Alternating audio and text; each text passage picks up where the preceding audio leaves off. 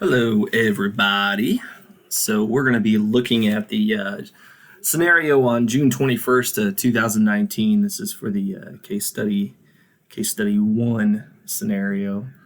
And just want to start off by kind of giving an overview of what this system kind of looks like. Well, it's definitely fits the parameters of a mesoscale convective system, noted by the line of strong convection. And so Trapp et al. 2005 calls a QLCS, a quasi-linear convective system, a line of storms of greater than 40 decibels over 100 kilometers. Well, if you look at this storm system, you have a line of convective cells. And so if we look at our scale, we have 40 dBZs going into 50 dBZs, kind of extending the length of the southeastern portion of the border of Illinois, so the Wabash River Valley. So this definitely fits our parameters for a QLCS event.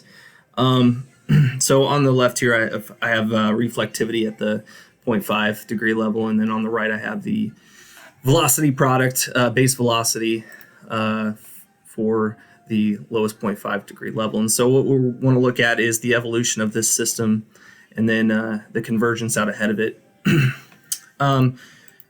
So as we step through, we kind of note a few things. We have a trailing stratiform precipitation field, but it's also kind of extending up into, now this might be a little too far away for our radar to pick up, but also a parallel stratiform region. So this is going to be very cold pool driven QLCS, which is what we'd expect for strong convection. So we're going to look at the convergence out ahead of this as that cold pool develops with that trailing stratiform. So we can definitely see this is bowing, and we see a wind report out ahead of it. And so we're going to kind of look at this area, and what we notice is this area of diminished reflectivities, and then also a increase in the kind of a increase in the convergence out ahead of co-located with that inflow notch. So, and then stepping through, and also notice the amount of convection that's starting to pop up ahead of this. So maybe the cold pool's getting out a little ahead. That gust front's firing off some convections and some of the more unstable air out ahead of the boundary itself. But notice we're definitely have increasing our convection, or our convergence out ahead out with this line, and then starting to see some of that manifest with higher dBZ values as well.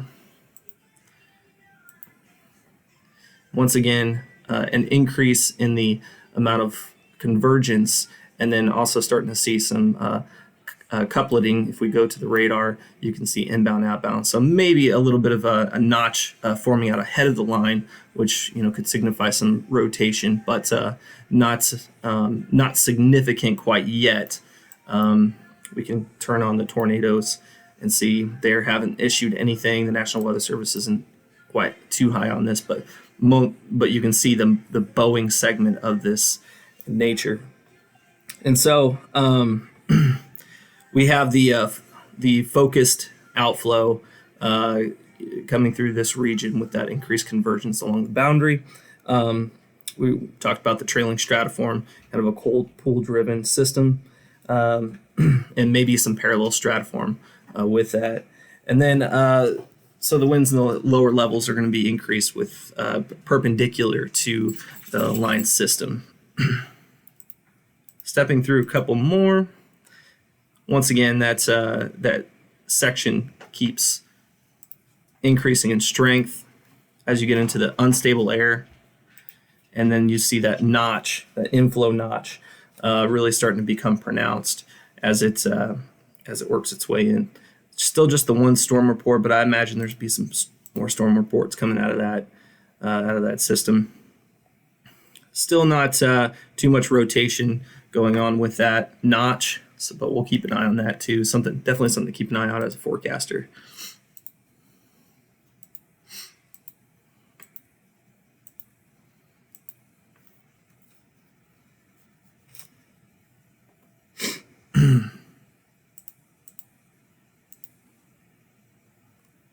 And so, yeah, we start to see some more convection firing out. It's getting stronger and stronger as it gets into that more unstable air to the southeast. And so this, you can also note that this system starts to become more mature as that trailing stratiform starts to increase in intensity out ahead of it. So the linear system here also becoming a little more mature with that signature. And then still another wind report of some trees down. It's not the old one. Yeah. So coincides with that rear inflow notch that is typical with this kind of QLCS event.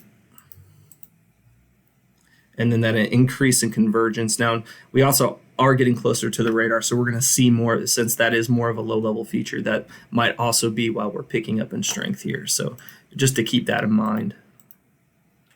And so that's the end of our radar loop for that one.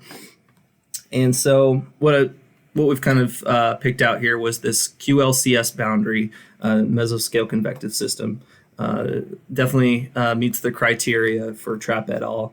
We have a focused outflow with the not quite as focused, but we do see some convection sparking out with that. So being that we were so far out of that radar, it might not be picking up on a fine line of the outflow boundary, but it's definitely sparking up convection out ahead of it.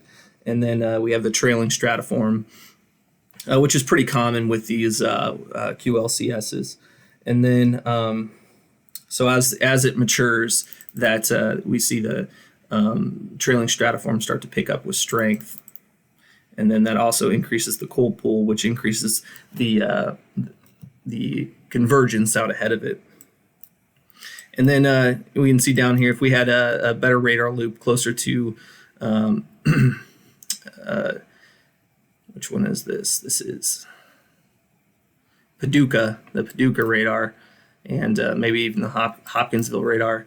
If we had those, we could see, there's some definitely stronger. Now that makes sense because our convergence zone, if you look at it, we're looking at more of a southeasterly flow with this system.